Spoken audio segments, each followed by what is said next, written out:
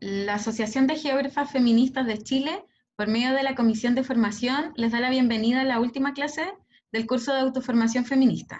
Esta sesión cierra el primer ciclo con una explicación teórica de las problemáticas globales y sus efectos sobre las mujeres. Instancia impartida por nuestra compañera Stephanie Álvarez, geógrafa de la Universidad Católica de Temuco y estudiante del Máster Interuniversitario en Estudios de Mujeres, Género y Ciudadanía de la Universidad de Barcelona. Les recuerdo que pueden ir anotando sus comentarios en el chat y también pueden abrir sus micrófonos cuando quieran hacer alguna pregunta. Hola Steffi, gracias por esta última sesión, por compartir con nosotras y estamos muy felices, como tristes y felices, como tú dijiste. Sentimientos encontrados. Sí. Voy a proyectar la presentación. Y sí, igual estoy como con los sentimientos encontrados, porque igual fue entretenido, no pensé que iba a ser tan interesante, o sea, obviamente iba a ser interesante, pero me sentí como muy bien acogida por todas y ojalá que haya sido un aporte. Entonces, ya finalizando este último episodio de los contenidos, pensé que era más apropiado finalizar con el tema de la globalización, las desigualdades de género, porque ya que hemos interiorizado conceptos como la división de roles, algunos temas de sexismo, cosas que justifican estas desigualdades hacia las mujeres, que son elementales para poder comprender estas relaciones de poder ejercidas en los territorios a múltiples escalas. Aquí les puse el contenido total del curso que dictó la profesora. Este, a diferencia de los otros cursos, fue el único que se impartió en el segundo semestre. Entonces lo hicimos durante el confinamiento, pero ella tuvo la habilidad, la Socorro, tuvo la habilidad de mantener la misma dinámica en la discusión y fue muy interesante. Acá yo les dejé los contenidos de ese curso como estaba dentro del programa, por si después quieren hacer algún tipo de exploración, porque como el tiempo es muy acotado, que a propósito me lo voy a poner para no pasarme, es súper acotado, entonces la idea es que puedan tener algunas luces para hacer una búsqueda autónoma. Estoy poniendo el tiempo, ya ahí estoy. Bueno, entonces en el primer apartado hablaron sobre la globalización, el género y el desarrollo, cómo es entendido desde esta perspectiva que son más disruptivas en relación al capitalismo avasallador que se ha promovido desde las revoluciones industriales y que con esta modernización ahora se ha intensificado. Luego el tema del trabajo y la situación social de las mujeres en el mundo globalizado. ¿Qué es lo que implica esta situación? ¿Por qué el llevarse los recursos hacia un sitio genera desigualdades en los territorios de origen? Y finalmente los procesos migratorios actuales y circuitos inversos desde una perspectiva de género. ¿Cómo se han feminizado algunas migraciones internacionales? El tema de la economía de los cuidados, algo un poco más profundo en relación a lo que vimos la semana pasada sobre la economía feminista, esta relación del trabajo reproductivo, la mezcla con el trabajo productivo, dónde está el límite entre una y otra. Y bueno, hay algunos temas que son siempre discutibles y que tienen una postura un tanto diferenciada según las líneas de pensamiento feminista. No sé, el tema de la prostitución, el embarazo subrogado, y bueno, cosas que vamos a ir viendo un poco más adelante. En ese sentido, el tema de la ideología y la economía es un elemento central de esta situación globalizada. ¿Por qué la ideología? A veces pensamos de que el pensar desde un posicionamiento puede generar algún tipo de conflicto, pero al parecer, como hemos visto con las situaciones de Chile en los últimos meses, al parecer lo que genera esa tensión aumentada es el tema ay, un mensaje. Es el tema del no posicionamiento, de este falso engaño, este intento de aprovechar las leyes para beneficio individual. Bueno, cosas que han aparecido últimamente en la prensa. Y en ese sentido nos vamos dando cuenta de alguna forma que las políticas nacionales están muy influenciadas por estos contextos globales. Entonces aquí había alguna disputa en relación a esta ideología que nos direcciona en relación a qué tipo de desarrollo estamos contemplando, cuáles son las políticas que se quieren potenciar, quién se opone a estas formas de desarrollo. ¿Existe alguien que contradebata esta o contraargumente esta ideología? Y por otro lado tenemos la economía, ¿de dónde surgen estos mercados? ¿Dónde sacan dónde obtienen los recursos naturales? ¿Desde dónde viene el capital? ¿Hacia dónde va? Muy vinculado al origen y al destino. Entonces, estos espacios globales como dimensión instrumental que afecta a escala local por la superposición de flujos de información que proceden de diversos niveles de poder. Acá hay una cartografía que lo que muestra no son los límites fronterizos de las naciones actuales, sino más bien esta intención expansiva del alcance que pueden tener las transnacionales y cómo utilizan las grietas que tienen las leyes de algunos territorios para poder obtener una mayor rentabilidad. De esta forma, hay un libro que se llama Contrageografías de la globalización, que fue uno de los ejes centrales de este curso, porque brindaba una perspectiva del género y la ciudadanía en los circuitos fronterizos. Lo que hace de alguna forma es relevar las particularidades de cada uno de los territorios para reconocer cuáles son las formas de resistencia ante estas políticas que vienen dictaminadas por el Fondo Monetario Internacional, no sé, u otros organismos de carácter global, que a propósito en su mayoría iniciaron posterior a la Segunda Guerra Mundial, es decir, a mediados del 40, hacia los 50, y ya hasta ahora se han desarrollado algunos elementos que potencian la diferencia, que la intentan de rescatar, porque nos dimos cuenta de que al parecer la Declaración de los Derechos Humanos no bastaba por sí misma, sino de que también había que elaborar otro elemento que complementara, que por ejemplo es la CEDAW, y que recién el año pasado, a ver, el 2002 el Estado de Chile eh, aceptó este acuerdo internacional que vela por los derechos de las mujeres. Sin embargo, recién en diciembre del año pasado obtuvo la aprobación en el Congreso para que sea una carta de dirección sobre los derechos de las mujeres en el territorio nacional. Bueno, en este sentido todavía la economía tiene un dinamismo mucho más profundo, o sea, lo estamos viendo a una escala mucho más macro. Y de alguna forma la complejidad de esta economía se suma a la brutalidad de un modelo extractivo. Es decir, yo saco los recursos naturales de un sitio para aprovecharlos en otro lugar donde voy a tener una mayor rentabilidad. Eso hace que el capital se vuelva difuso, es decir, se utilizan los beneficios de la localización para el capital. Y esto implica de que haya una inmaterialidad, es decir, no tengo necesariamente algo físico que antes sí me daba esa seguridad.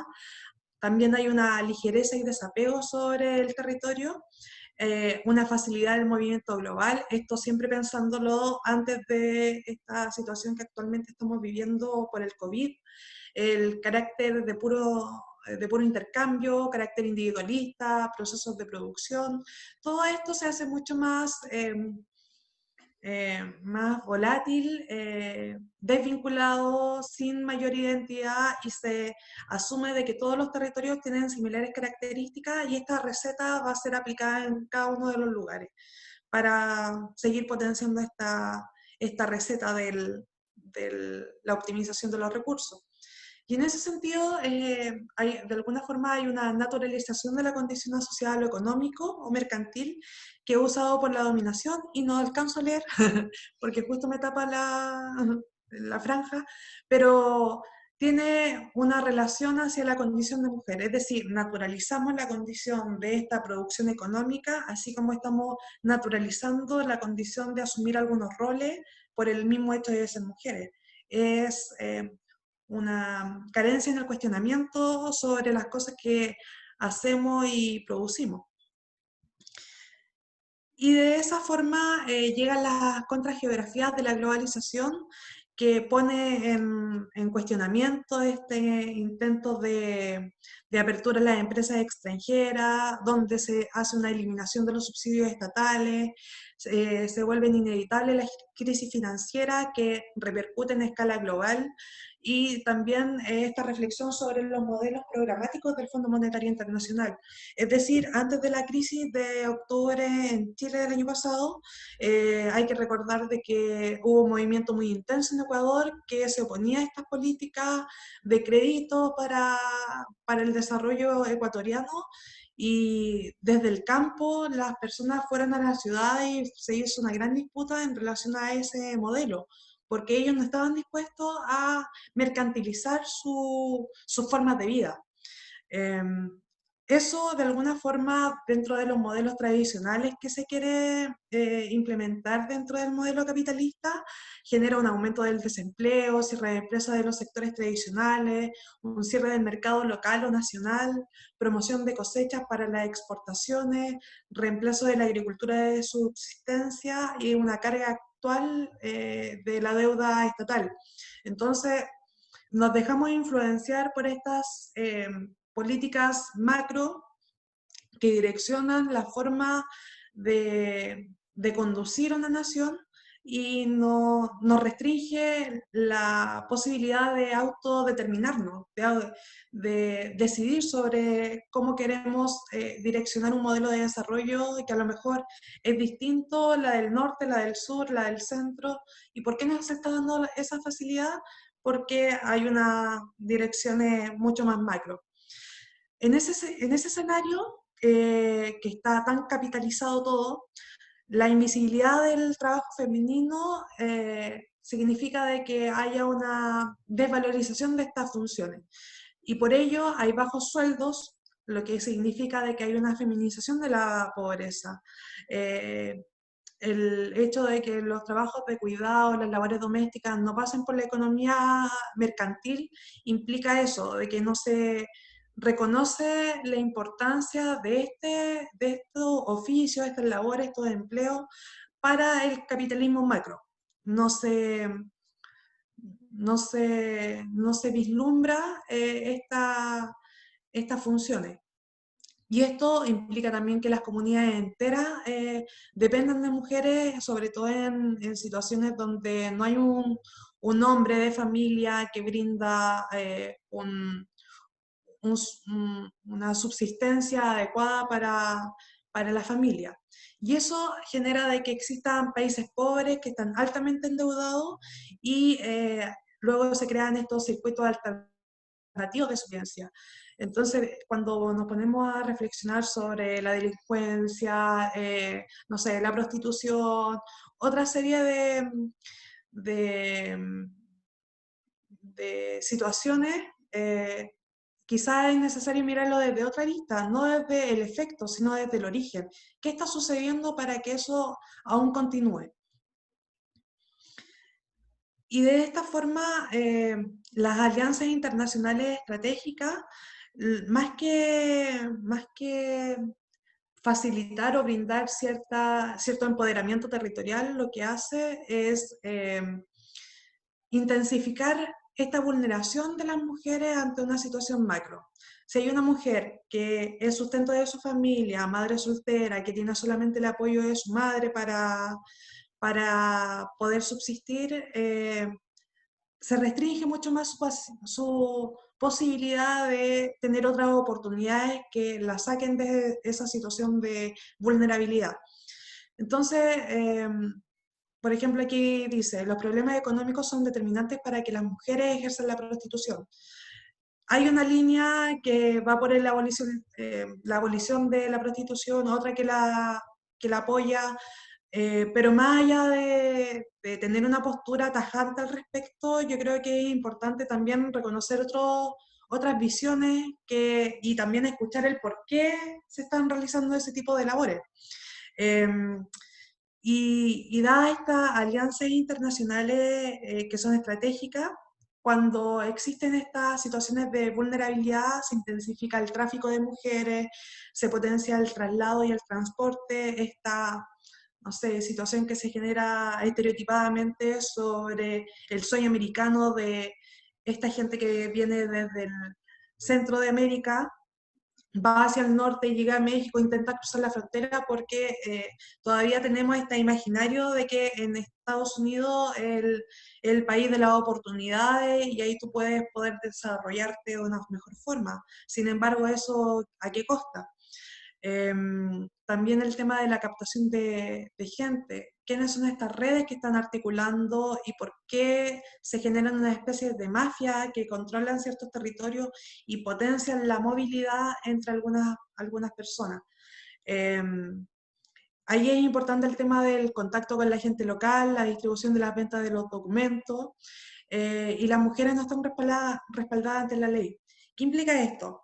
Una mujer toma la decisión de migrar hacia otro sitio para poder darle una retribución económica a su familia, viaja, se contacta con estas redes de trata de personas, le tramitan unos documentos falsos, después las mujeres llegan al territorio de la esperanza y se dan cuenta de que no eran las mismas condiciones que le habían señalado en un comienzo, se sienten engañadas y además se sienten prisioneras de alguna forma porque si van a la policía van a ser doblemente juzgadas, ya sea por el tema de la migración ilegal y en caso de que haya existido alguna falsificación de documentos, se le da una penalidad mucho más grande porque se contempla como estafa. Entonces, ¿desde qué arista vamos a mirar esta situación de que, claro, finalmente, quiénes son las más vulneradas con estas políticas macro que quizás son hechas con buena fe, pero qué sucede en la microescala, a nivel familiar? Y en este sentido viene el tema de la modernidad y el desarrollo. Cuando comenzamos a contemplar el consumo personal mínimo de necesidades básicas, tres elementos imprescindibles, tanto sea como el alimento, la vivienda, el techo y la vestimenta. Y también sumándole el tema de los servicios esenciales para mantener una buena calidad de vida, es decir, agua potable, servicios sanitarios, transporte, salud, educación. Esto es fundamental para poder generar algún tipo de reflexión y pensarse a sí misma y buscar alternativas, pero si no hay herramientas que te brinde un estado de benefactor, es muy complejo que se vaya generando y eso implica de que se empuje una migración casi forzada en este intento de salvación ante este mundo hostil capitalista. Eh, y en este sentido, el imaginario propuesto apunta a la mujer como productora de alimentos y nutricionista, criadora de hijes, pero no cuestiona la división sexual del trabajo y ni tampoco pide su eliminación. Este modelo de desarrollo modernista lo que implica es aumentar tu calidad de vida, pero no reconoce otros elementos que pueden estar un poco dentro de esta cosa subalterna, o quizás sí lo considera, pero no dentro de las fronteras de los territorios de donde extraen los recursos naturales o las materias primas. Y esto va de la mano en relación al cuidado del medio ambiente, que este tiene que tener un mínimo estándar, lo que repercute de alguna forma en el poder de decisión y los efectos en la vida de las personas. Acá en la parte superior, ay, caramba. Acá en la parte superior les había dejado algunos autores que tenían artículos sobre estas temáticas que les estoy comentando. Y por ejemplo, también hay un texto que habla que qué tan libres son las mujeres para decidir su estilo de vida. Por ejemplo, cuando existe una política que se intenta hacer desde una lógica muy centralista que no reconoce las particularidades del territorio, puede generar políticas de natalidad para poder darle mayores libertades a las mujeres por esta eh, carga que puede significar el cuidado de un menor. Entonces se pueden establecer políticas de natalidad. Pero, por ejemplo, en India, cuando eso se quiso hacer, generó todo un desequilibrio, porque como las familias eran numerosas, eran para poder colaborarse entre todos y así aumentar la mano de obra en función a la familia. Entonces, más allá de eso, hay que intentar de verificar cuáles son las posibilidades, ya sean beneficiosas, pero también adversas, de estas intervenciones que se pueden desarrollar. Y de esa forma, en algunos territorios se podían mantener generaciones de embarazos continuos, pero que generaba un malestar en la salud de la madre por esta carencia de calcio y otras situaciones que marcaban la salud. Y también otra alternativa es generar una mejora en la condición de mujer. El tema de valorizar un poco más el trabajo doméstico y las labores de cuidado es elemental para poder involucrar también a los hombres en estas funciones, y que las mujeres que tienen el trabajo remunerado también tengan una ligereza en las labores que desarrollen en sus casas. En este sentido, yo creo que lo más elemental es que cualquier estrategia feminista no puede ser impuesta desde arriba. Necesariamente tiene que tener algún tipo de comunicación y aprobación desde las bases, porque de lo contrario es muy complejo que podamos darle una solución a partir de nuestra mirada privilegiada, ya sea por distintos contextos. Y si lo pensamos desde distintas escalas, acá en la supranacional, las transnacionales son las que van direccionando toda esta política, lo que genera este capital difuso. Sin embargo, está muy de la mano con el aprovechamiento de estas leyes y burocracia estatal. Sin embargo, desde lo local se genera la identidad y la resistencia, que es lo que vamos a ver a partir de este video que les traigo aquí y que voy a ver. Aquí.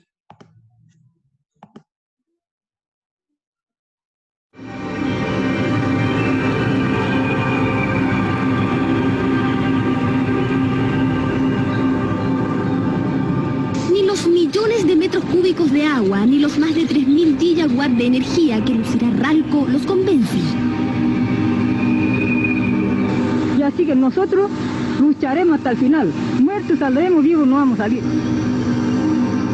Y la verdad es que Chile es envidiable en torno al Estado de Derecho, a la certidumbre de la norma, a que está con buenos políticos, buenos gobernantes, buenos administradores, buenos jueces, jueces independientes, limpios. Y eso es muy para confiar cualquiera que quiera hacer inversiones allí. Han transportado poderosas máquinas en largos viajes no exentos de dificultades. No, ellos no tienen leyes propias, se rigen por las leyes chilenas. Estamos en un Estado de Derecho en el cual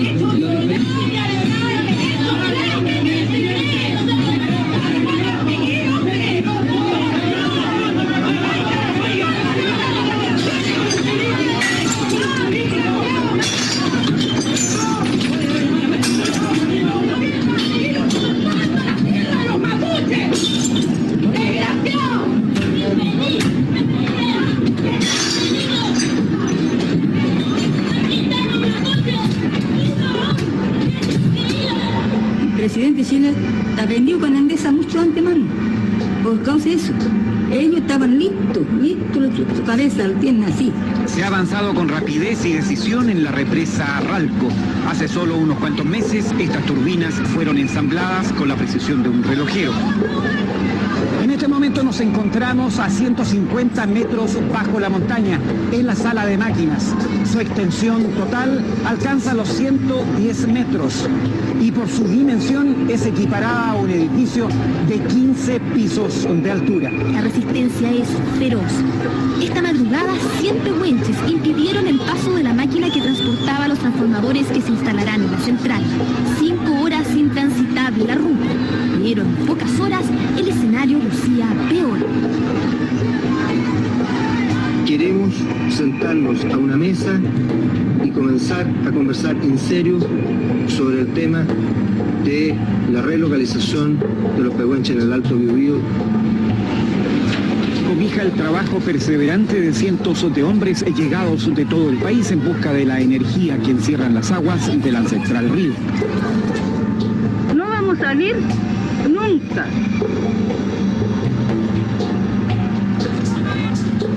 El subsecretario aseguró que el gobierno no negociará beneficios con grupos que privilegian las armas por sobre el diálogo. Pues yo creo que la actuación de los cuerpos y fuerzas de seguridad han sido las lógicas de un Estado de Derecho. Porque nosotros somos los dueños de la tierra, a donde vivimos, el terreno, el territorio, el río, el agua, el aire. Y así que nosotros tenemos la ley legítima, tenemos el derecho, tenemos los raíces. Entonces ahora venimos a decir, no es de esa que escuchen hoy día, ahora, que escuchen bien, Eduardo Frei y Luis Tagle.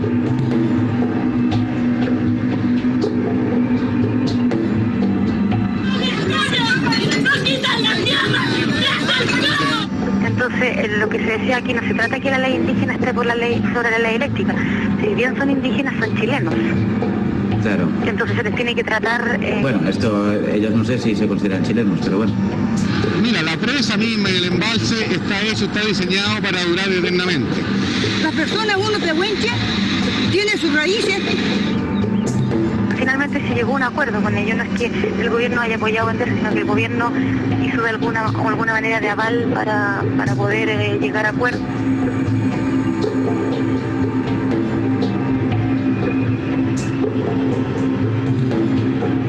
Dentro de las leyes chilenas está todo esto, entonces se trató de contraponer la ley indígena con la ley eléctrica, pero no era eso, o sea, al final, de todas maneras tú tienes que tratarlos, ellos viven en Chile, no hay un estado que se llame pehuenche ni mapuche, te fijas, ¿no? Esta mujer está sufriendo por su tierra, ¿no? Por su río. Me están destruyendo la tierra.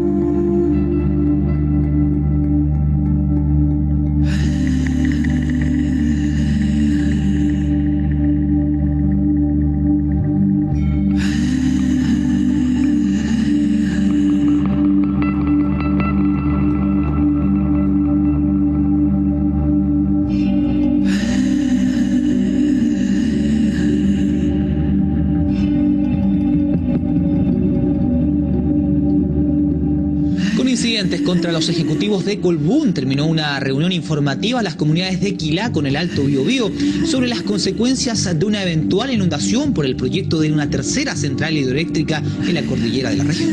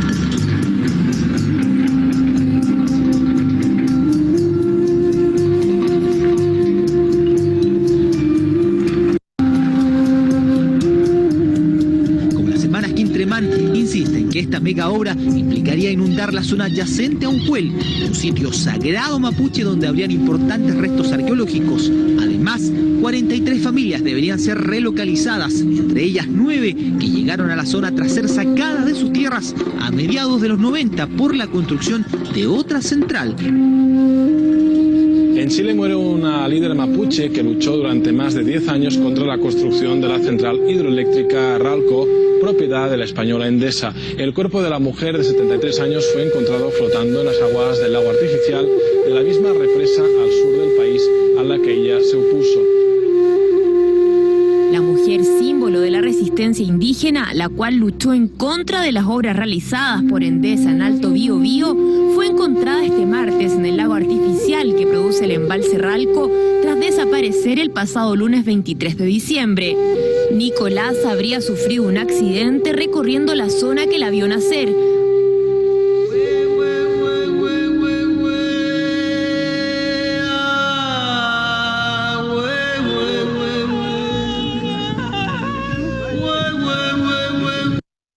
Bueno, esa es una parte de este documental que habla sobre la hermana Quintremán de Alto Biobío, así como ha pasado en otros lamentables eventos de resistencia. Una de ellas falleció en estas extrañas circunstancias, y bueno, es algo que lamentablemente se sigue reiterando. Entonces, muchas veces las mujeres son las que forman parte de esta resistencia por el cuidado de la vida, de los recursos naturales, que se antepone a este modelo extractivo y modernista, porque el tema, bueno, se hace, pero ¿a costa de qué o para quiénes? Yo creo que eso debería de ser un poco más conciliativo entre las personas que habitan esos lugares, en especial cuando ya existe esta relocalización. Como comentaba el documental, que nuevas familias ya habían sido trasladadas desde otro espacio, en especial con estas identidades que están tan territorializadas, donde el lugar de origen es de gran importancia. También les quería mostrar este tráiler de otra problemática, pero he estado más enfocado a la situación urbana. Bueno, en 1 minuto y medio. You know, the first sign that you're going to have to leave your neighborhood is when vintage clothing shops show up. Then the housing value is going to go up, and then they're all going to get the push. In the Greater Toronto area of the last 30 years, housing prices have increased by 425%. Then we start asking, who's going to live in cities? Who are cities for? They want to raise the rent up to like $900 each.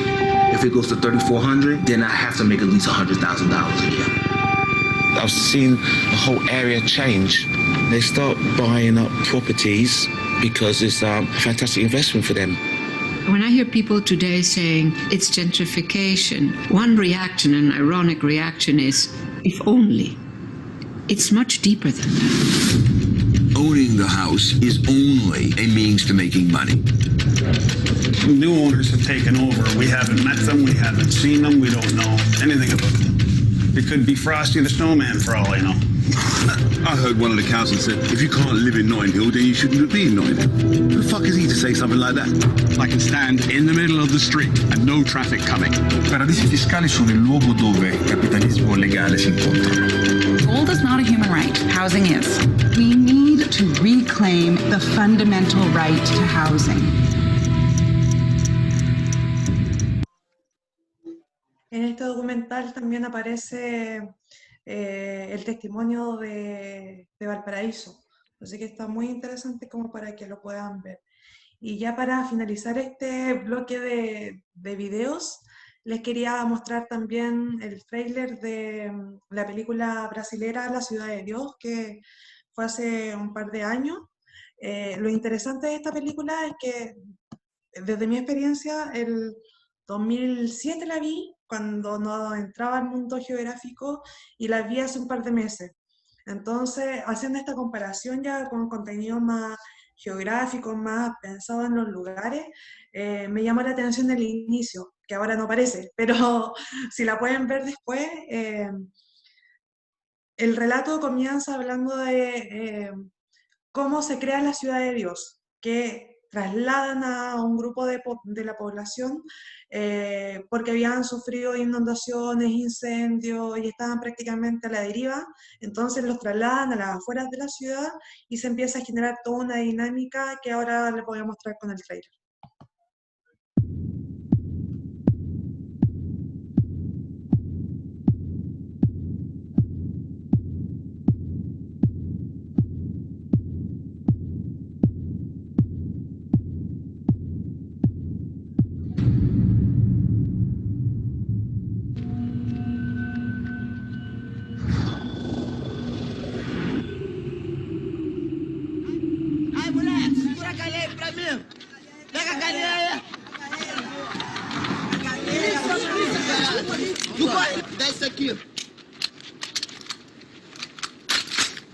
Uma fotografia podia mudar minha vida, mas na cidade de Deus, se correr o bicho pega e se ficar o bicho come. E sempre foi assim, desde que eu era criança.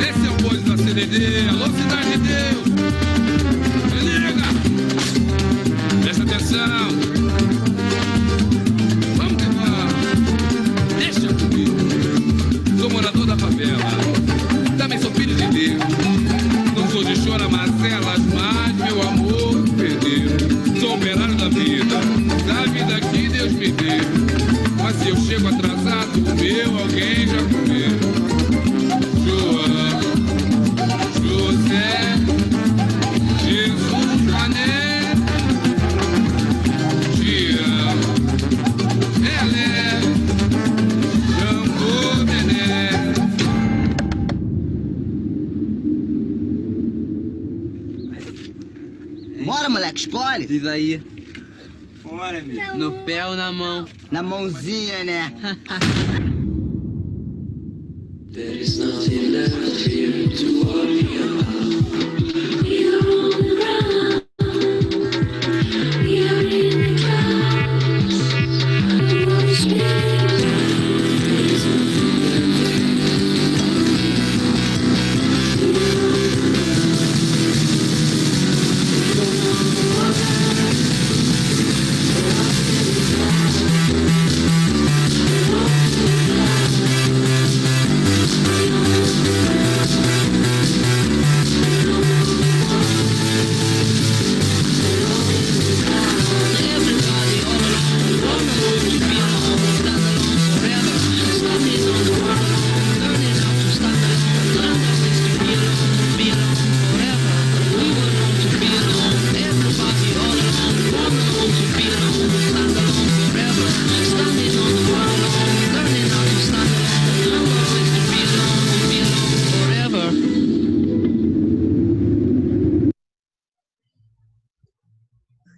Y ahora vuelvo a la presentación. Sé que puede ser un poco brutal las escenas de la película, pero yo creo que grafica de una forma muy, muy ilustrativa esta cadena de situaciones, de una violencia sistemática que se va ejerciendo sobre las personas que han sido constantemente excluidas. Entonces, hay distintas formas de ir respondiendo a esta violencia sistemática, que dependiendo cada uno de estos lugares va a ser de una u otra forma. Mismo ejemplo de lo que sucede en Chile en los 90, ejemplos de lo que ocurre en los denominados países del primer mundo y en otros países latinoamericanos también. Bueno, y de esta forma, como para ir avanzando, estas macroeconomías están muy influenciadas por estas empresas madres, que es quien lidera formas de desarrollo y para poder optimizar sus recursos y también liberarse de algunos problemas, comienza con la subcontratación de productos y servicios.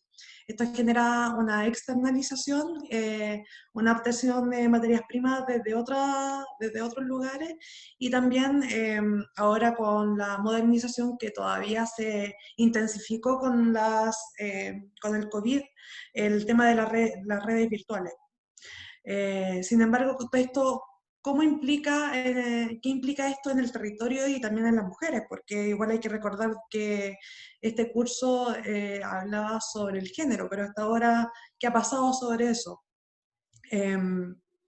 Antes de eso, es importante recordar cómo se ha ido deslocalizando, externalizando, subcontratando, privatizando, y todo esto que habíamos mencionado.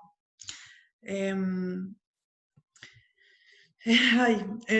me deja un poco abrumada las cosas que le estoy contando, porque igual tiene una gran carga emocional. Esto significa de que en lo concreto, a nivel nacional, existe una flexibilidad laboral. El Estado va perdiendo su control sobre las políticas para potenciar la llegada del capital.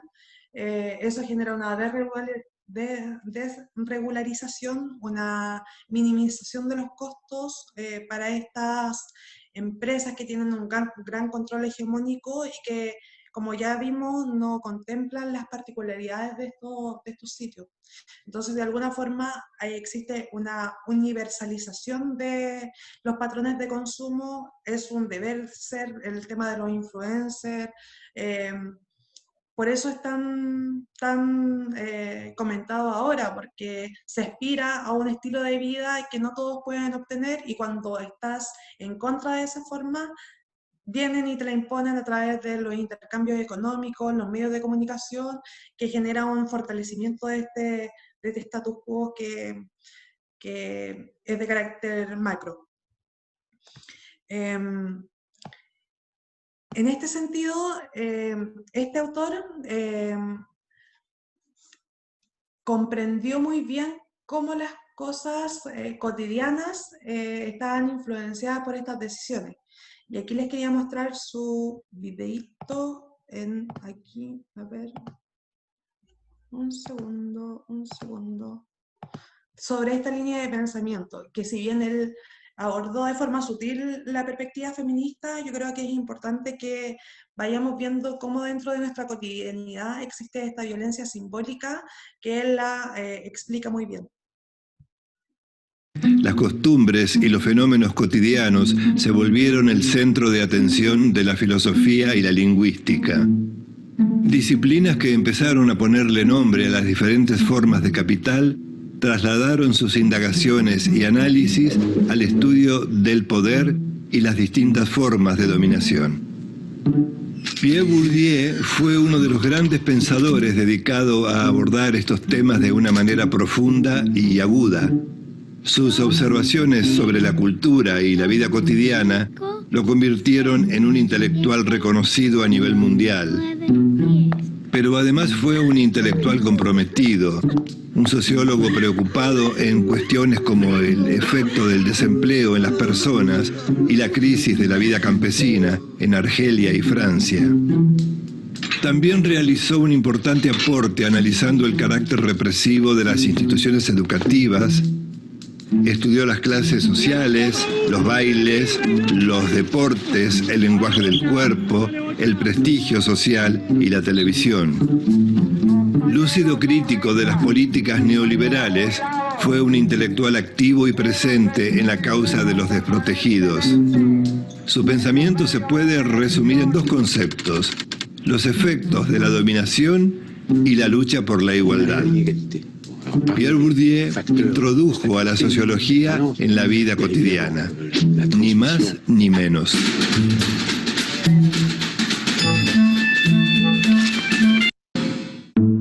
Pierre Bourdieu nació en 1930 en una aldea en los Pirineos.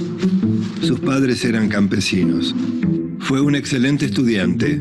Egresó de la Escuela Normal Superior de París en 1948.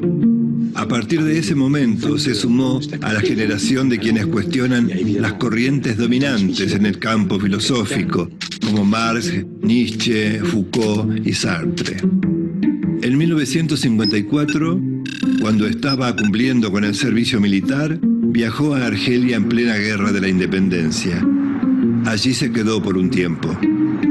Después de la independencia del país norafricano, en 1962, publicó El trabajo y los trabajadores en Argelia. Un estudio revelador sobre el trabajo asalariado y la formación del proletariado urbano argelino. Su residencia en Argelia le permitió también trabajar sobre las relaciones de género. En Dominación Masculina analiza, precisamente, las formas de dominación masculina en la sociedad de la Kabilia, pequeña ciudad de Argelia. En 1961, un joven Bourdieu encara un estudio sociológico sobre la imagen fotográfica que él mismo capturó en Argelia. La fotografía se transforma en una herramienta metodológica en su vida. Retrata una sociedad para observarla detenidamente primero e intentar conocerla después. Regresó a París como profesor en la Universidad de Lille, cargo que ocupó hasta 1964. Su maestro es el filósofo conservador Raymond Aron. En 1962 se casó con Marie-Claire Brissard, con quien tuvo 3 hijos. Ese mismo año, el libro Los herederos lo convierte en un sociólogo reconocido. A partir de estadísticas y estudios de campo, demuestra que las instituciones escolares, lejos de afianzar los principios democráticos y ofrecer posibilidades igualitarias, benefician a quienes pertenecen a sectores socioculturales y económicos privilegiados. De esta forma, reproducen las desigualdades sociales a las que conciben como naturales e irreversibles. A partir de 1965, Bourdieu empieza sus estudios sobre las prácticas culturales. Tras los acontecimientos de mayo de 1968, rompió con Raymond Aron, que desaprobó ese movimiento social. Fundó entonces el Centro de Sociología de la Educación y la Cultura. En 1979 publica Distinción, una crítica social del juicio, su obra más aplaudida y la más importante en el campo sociológico. Más tarde, en su libro La miseria del mundo, denuncia el sufrimiento social. Ahí combina sociología y antropología para hacer una radiografía de la exclusión social.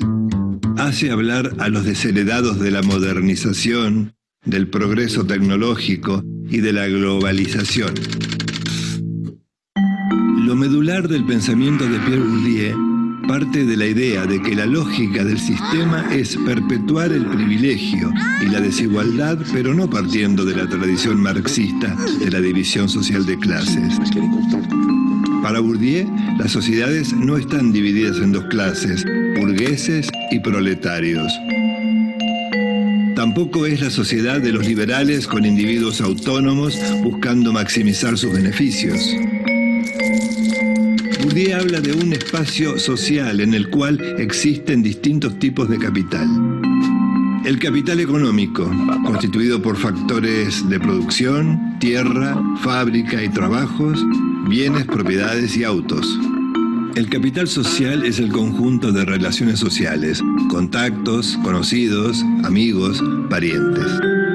El capital cultural es el que permite acceder a consumos refinados o reconocimientos académicos. En ese espacio social y en otros se reparte el capital global. Para Bourdieu, las clases sociales no se explican solo por el proceso de producción o por el nivel educativo. Las clases surgen de una red de relaciones. Esta red de relaciones abarca desde dónde se estudia hasta qué música se escucha, incluyendo los deportes que se practican, lo que se come y los lugares de vacaciones. Para ello acuña el concepto de campos. Los campos son las configuraciones de clases o relaciones sociales donde los grupos se unen y se relacionan. Por ejemplo, el campo académico reúne al mundo universitario. Estas relaciones se basan en un capital común. Los campos son dinámicos y producen una jerarquización entre quienes detentan el poder y aquellos que aspiran a tenerlo. Todos los campos y las formas de capital están relacionados con formas de poder. El campo cultural también es un terreno de disputas de poder. Las armas son las palabras, tradiciones y formas expresivas. Para Bourdieu, el Estado tiene el monopolio legítimo de la violencia física y simbólica. La violencia simbólica explica la dominación en sociedades de clases y la del colonialista sobre el colonizado. También la del hombre sobre la mujer, la de la escuela sobre el estudiante y la del mundo urbano sobre el rural. Los dominados piensan con las categorías mentales heredadas de los dominantes, por ejemplo, inteligente, ignorante, civilizado, salvaje. El Estado ejerce esa violencia simbólica en la mente, creando estructuras mentales y formas de percepción y de pensamiento, ideas que también había desarrollado Antonio Gramsci. La violencia simbólica más la violencia física y la economía contribuyen a que las desigualdades se reproduzcan. Este adiestramiento comienza desde la infancia. La vida social supone un proceso de incorporación paulatina a la sociedad. Este proceso incluye aprendizajes diversos, los hábitos corporales, las reglas de cortesía, el lenguaje, el patriotismo, el amor al prójimo. Advierte que la palabra tampoco es algo neutral, sino que adquiere significación en su contexto social. En la lengua funcionan mecanismos de censura y las personas no dicen más que aquello que están autorizados a decir. Porque el lenguaje es un instrumento de comunicación, pero primero es un instrumento de poder. Para Bourdieu, en el siglo XXI, se hace más necesario que nunca un verdadero internacionalismo cultural, para combatir lo que Bourdieu llama la colonización mental. En 1995, una huelga de los estatales en contra de las reformas neoliberales paralizó Francia. Bourdieu apoya activamente la huelga y se convierte en un intelectual comprometido activamente con las causas sociales. Comienza a trabajar con los sindicatos, las organizaciones no gubernamentales y apoya a los inmigrantes. Al mismo tiempo impulsó el movimiento ATTAC, una organización internacional involucrada en la corriente altermundialista. Sus últimos trabajos sobre formas de manipulación están dedicados a la televisión. La televisión ha fagocitado al periodismo y amenaza con hacer lo mismo con la política y la cultura. Aunque se presente como crítico, el periodismo es esencialmente conservador, una herramienta al servicio del orden dominante. Todas las ideas de Bourdieu deben estudiarse como un conjunto de relaciones en lo que llamó los campos sociales. En los campos se entremezclan la estructura social y el individuo, lo objetivo y lo subjetivo. No se puede estudiar la sociedad sin vincular al individuo y viceversa. Afirma que el sociólogo es un intelectual, no asume el papel de los oprimidos, solamente les da argumentos para luchar. En los últimos años participó en campañas por Argelia contra la destrucción de Yugoslavia, se opuso a la invasión a Irak y apoyó los movimientos antisistemas de América Latina. Su pensamiento puede resumirse en sus aportes para entender cómo funciona la dominación y cómo se genera la desigualdad en las sociedades complejas del capitalismo avanzado. Bourdieu escribió 37 libros y más de 400 artículos. Es considerado uno de los sociólogos más brillantes de la historia. El diario parisino Le Monde afirmó que fue el intelectual francés más citado en la prensa mundial. Falleció como consecuencia de un cáncer en 2002.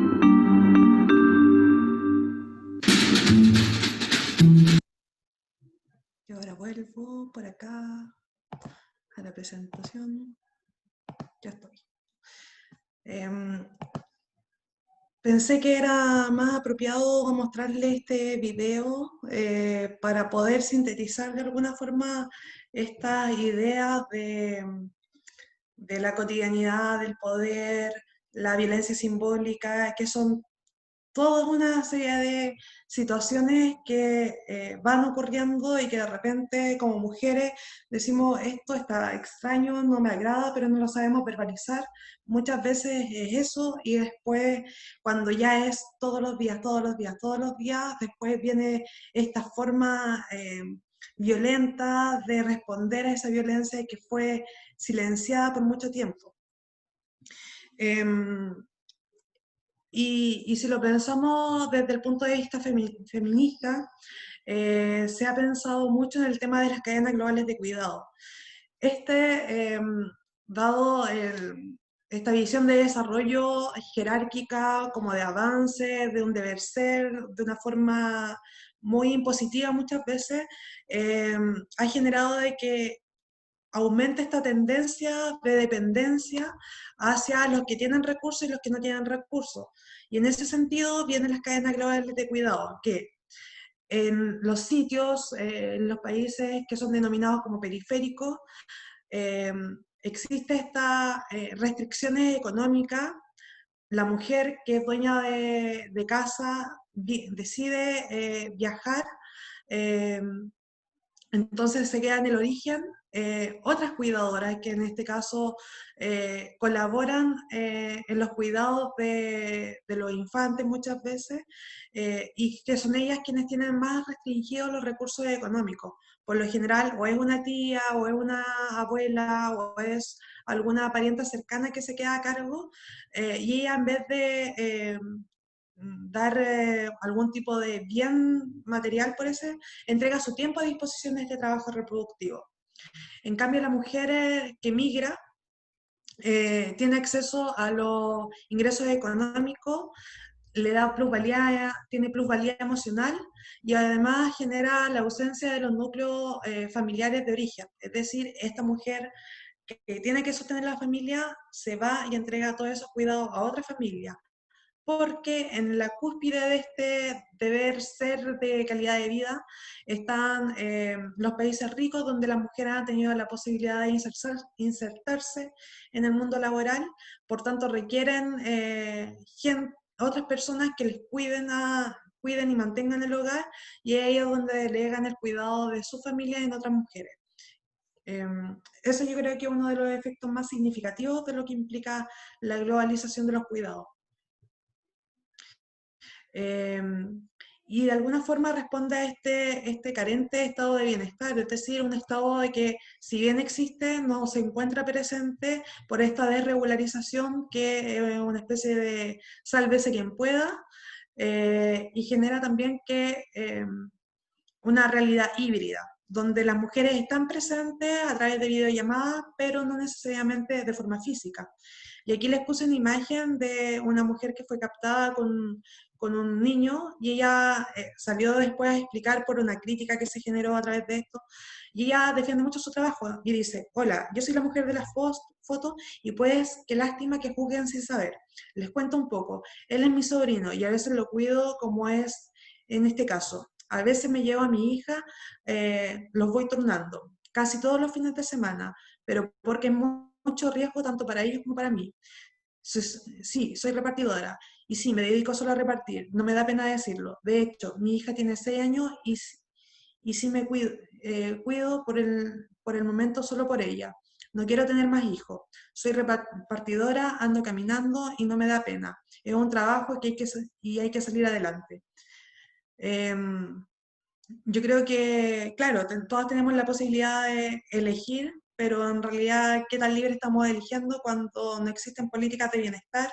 Sobre todo cuando existen estas situaciones que la mujer necesariamente tiene que salir, pero para alimentar a su familia. Y por eso es importante preguntarse qué pasa en los lugares de origen de estas mujeres que emigran. Es importante también consultarnos si es que fue porque llegó alguna multinacional que generó una mayor crisis en estos lugares. Y ya para finalizar, los temas feministas globales que más están asociados a estas reflexiones, el tema de la prostitución, que si bien me gustaría como intensificar un poco más el tema para poder dialogar sobre distintas opiniones, yo creo que, bueno, ahí tenemos que conversar la última sesión, final. El tema de la gestación subrogada, cómo las mujeres están dispuestas a prestar su vientre en este anhelo de una familia que tiene los recursos de transmitir sus genes.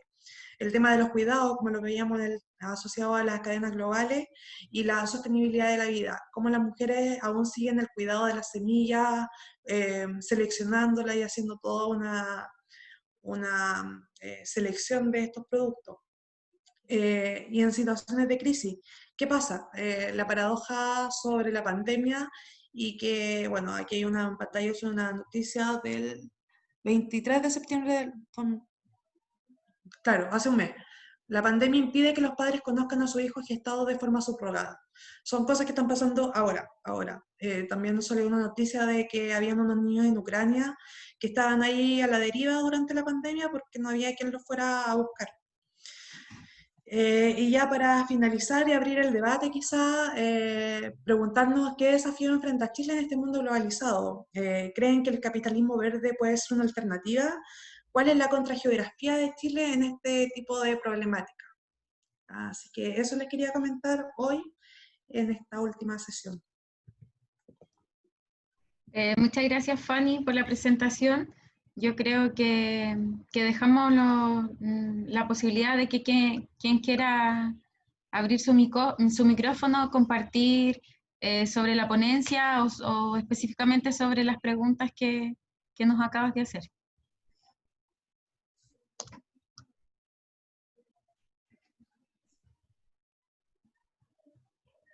¿Alguna que quiera? Sí. Fanny, ¿se escucha? ¿Se escucha? Sí, súper. Bueno, yo lo que quería comentar era también un poco acá, a causa del video que presentó Fanny, del primero de las centrales Ralco, cuando se construyó. La verdad es que últimamente igual he pensado harto en eso, porque viendo las noticias, el otro día vi una noticia sobre Vicuña. No sé si ustedes conocen la comuna de Vicuña, queda como ahí donde está el Valle de Elqui, y aparecía el alcalde entregando unas casas ahí en Guayihuayca. Guayihuayca creo que se llama el lugar. Y es el poblado que se tuvo que inundar para poder construir el embalse Puclaro. Entonces, realmente, bueno, ellos antes de hacer el embalse hicieron todo como un supuesto proceso, bueno, de participación ciudadana, y realmente, bueno, lo que se perdió fue mucho patrimonio. Y ahora muestran porque existe un libro que uno puede revisar sobre cómo era Guayihuayca, y ahora muestran, o sea, las casas que se están construyendo en el sector, porque ellos los relocalizaron hacia el cerro. Entonces, en el cerro, lógicamente, no es un valle, o sea, no es un valle, ellos no tienen agua de regadío, no tienen árboles, o sea, realmente los llevaron a un cerro. Bueno, y ahí les entregaron viviendas sociales. Y lamentablemente, realmente las personas que se vieron más perjudicadas dentro de ese proceso de expropiación fueron, yo creo, la verdad, que las mujeres, porque realmente son ellas también, o las familias que están en condición de allegadas, pues porque no eran dueñas de la tierra en ese momento, cuando fueron los procesos de expropiación. Entonces, realmente, como que a mí me da como un poco, no sé, entre rabia y pena ver cómo todas esas personas fueron marginadas como hacia esos sectores de los cerros. Y hoy en día tienen que ahí, bueno, desarrollar como su vida. Con respecto a la segunda pregunta que haces, que tiene que ver como con el capitalismo verde, bueno, yo creo que es como estas nuevas formas de acumulación, no más que tiene el capital, o sea, está tratando de buscar nuevos nichos, y lo hemos visto porque también ellos acumulan más, y la gente también como que toma cierta conciencia. No sé, un ejemplo que me acuerdo que lo ponían, no me acuerdo, el año pasado, fui como a estos seminarios de economías circulares que los dictaban como, no sé, en el Ministerio de Medio Ambiente, y ellos hablaban sobre los beneficios de esto, no les decían capitalismo verde, pues le llaman de otra forma, pero ellos hablaban, por ejemplo, de cómo se puede, cómo ellos están, no sé, pues como acá en Chile, podemos importar de China detergentes, pero que esos detergentes solamente tengan, no sé, pues 100 cc. Entonces uno llega en su casa, compra los 100 cc y llena los otros 50 cc. Entonces así se acumulan el gasto de transporte, porque al ser menos pesado la importación, va a ser más barato para la persona que está fabricando el producto. Entonces, y así varios ejemplos que están aplicando nuevas industrias como, no sé, pues Philips u otras industrias que están como en cierta forma mejorando, pero también mejorando con la idea de buscar nuevos nichos también. Así que ahora me acordé también con el tema de del lomo líquido, que igual uno, o sea, yo lo encuentro mejor, pero también tiene ese doble como discurso. Así que eso, bueno, y con respecto, creo que con respecto al tema de la prostitución y la gestión subrogada, hoy creo que son así como temas que también dividen mucho. Por ejemplo, el tema de la prostitución, yo estoy así como, bueno, ahora me salí de Facebook un rato, pero hay como grupos de como anarquistas, como las feministas anarquistas, que realmente plantean que la prostitución no puede existir en ningún mundo posible. Así como que en ningún mundo, siempre la prostitución va a ser algo que tiene que abolirse. Ya hablan de eso, así como de la abolición de la prostitución. Pero, no sé, pues ahí en el grupo de lectura se propuso un libro que habla también sobre eso, el de la teoría de King Kong. Y cómo la autora, que ejerció también la prostitución, dice, bueno, tampoco es tan malo, pero no es tan malo para quién, o sea, también hay que ver el tema también de los contextos. Y lo mismo creo que sobre las gestaciones subrogadas. Creo que esas mujeres que, no sé, pues que por ejemplo le quieren dar un hijo a una pareja gay, o tú que si le quieres dar un hijo a tus amigos gay, no sé, no me parece algo tan... ¿Ah? Como Phoebe en Friends. Sí, también hay otra, ¿cómo es una serie? Sí, una serie popular de los 90 que el hermano le pide que tenga su bebé, entonces tiene trillizos. Y ahí se muestra a esta chica embarazada y... Ah, en Friends. Sí. Ah, ya, sí, no te había escuchado, sí. Entonces realmente creo que no es tan malo a veces, pero obviamente si es en un contexto de explotación, sí, pues, o sea, si tenía a las mujeres como incubadoras, es como esa película La Isla, no sé si la vieron. No, bueno, habían como, La Isla es sobre como que tenían como una especie de mundo paralelo donde hacían como clones de las personas para después robarle los órganos. Y ahí también se da que habían como mujeres embarazadas, entonces como que tú podías embarazar a tu clon. Sí. Es muy loco el tema de las películas o la ciencia ficción porque al parecer no hay tan ficción en estos momentos. De hecho, nosotros el tema de los embarazos subrogados, de partida yo no sabía que ese era el término que se utilizaba académicamente. Y en 3 cursos distintos los vimos desde 3 puntos de vista. Uno de cuál era la narrativa de la madre gestora, o de las mujeres gestoras, y de las madres que esperaban al niño, en este tema de globalización, de cómo se generan algunos packs, como ven en Ucrania, este estilo de vida es económico y no sé qué, en India de otras características, y este intento de blanquitud también, como el cuestionamiento hacia la raza que se quiere reproducir hasta ahora. Y también lo vimos en un curso de análisis del derecho, análisis feminista del derecho, de cómo las legislaciones avanzan lentamente mientras que el mercado aprovecha estas posibilidades. Entonces se adquiere una persona que está interesada en Estados Unidos y después se trae, y hay un tema como de las fronteras que no reconocen esos límites. Así que no, yo creo que son temas arduos que en algún momento tienen que salir a la discusión.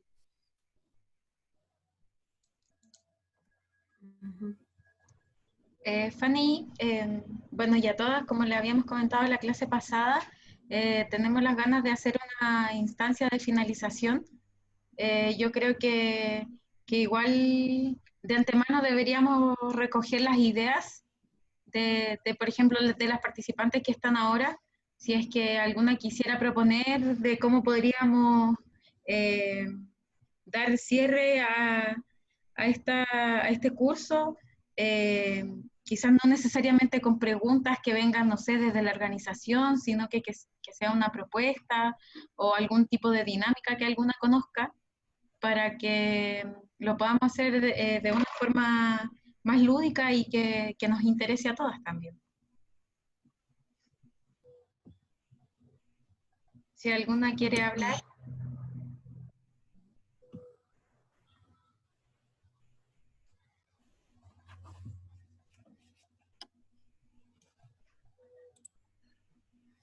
O sea, no sé, a mí la verdad es que no sé si se me ocurre así como alguna actividad o metodología en particular, pero creo que sí de repente puede ser sobre estos temas, o quizás podríamos poner una temática, no sé, y ver como un documental y después como comentarlos entre todas, como que cada una lo pueda ver en su casa, en sus tiempos, y después podemos comentarlo quizás con estos temas, pues, con el tema de la prostitución o la gestación subrogada, o un documental o una película que todas podamos como después comentar. Algo quizás que sea así como más lúdico. Me parece súper no sé, tu propuesta también. A veces igual es entretenido. Sí. Eso a mí, yo vi harto esos temas como los documentales de los infanticidios en China, infanticidios en la India. Igual uno queda así como marcando ocupado. Sí. Ya, entonces eso podríamos hacer. Vamos a ver como alternativas de documentales que podamos proponer y para poder comentarlo en una próxima sesión que va a ser post plebiscito. Uy, hay un documental que no sé si lo vieron, que se llama China Blue. Ah, sí. Yo no. Ese de repente igual podría ser, porque ese documental como que trata muchos temas. O sea, este tema de las cadenas globales de cuidado, trata como de una niña de China que se tiene que ir a trabajar a una fábrica, como que la esclavizan. Entonces de repente algo así, como buscar como un documental de ese tipo. Ya, bacán. Vamos a buscarlo y ahí les estaremos contando cómo vamos a hacer esa instancia final. Les agradezco mucho a todas las participantes, a Fanny por esta idea finalmente, porque fuiste el artífice de la idea, de la organización, de todo. Así que muchas gracias. Creo que han sido enriquecedores todos los temas que hemos tocado desde la clase 1. Y también es bueno como conocernos, compartir esta instancia. Quizá dentro de la organización algunas hablan más con unas integrantes, no sé, según las comisiones, pero creo que es un buen espacio como para compartir no solamente de manera como académica, sino que también cada una ha ido planteando ejemplos o experiencias que ha tenido dentro de su vida o que conocen, así que es súper interesante poder compartir este análisis territorial que a veces, no sé, aunque uno sea geógrafa o haya estudiado esto, de repente hay cosas que uno dice, oye, sí, pues tiene un anclaje territorial súper importante y no solo es territorial, sino que es político, es social, es cultural, es religioso, un montón de cosas. Así que personalmente también es mi primera vez como moderadora de un espacio así virtual, así que estoy muy contenta de haber podido participar y seguir todas las clases y las reflexiones. Así que le agradecemos mucho. No sé si quieres decir algo, Fanny. No, y agradecer el apoyo, las gestiones, todo, la participación, el interés de todas las compañeras que han estado tanto de forma presencial ahora o también virtualmente, porque como vimos en las clases, el tiempo es escaso y es un bien que hay que saber aprovecharlo. Y si bien algunos temas son súper densos, delicados, yo creo que eso es lo que tiene el feminismo y también la geografía, que nos moviliza para poder hacer algún tipo de propuesta a nivel territorial. Así que muchas gracias por el interés y ojalá nos veamos pronto. Sí, pronto van a tener noticias de nosotros para ver si también sale una parte 2. Yo creo que también es importante dejar abierta como esa posibilidad que si alguna tiene ganas de exponer sobre algún tema en la modalidad que ustedes quieran, puede ser como curso, solo una presentación o compartir un texto, un video, que lo hagamos de forma colectiva. Como parte de la comisión de formación estamos abiertas a recibir sus ideas, así que siempre es importante que vamos aprendiendo de nosotras también. Así que está abierta el espacio para que se puedan comunicar.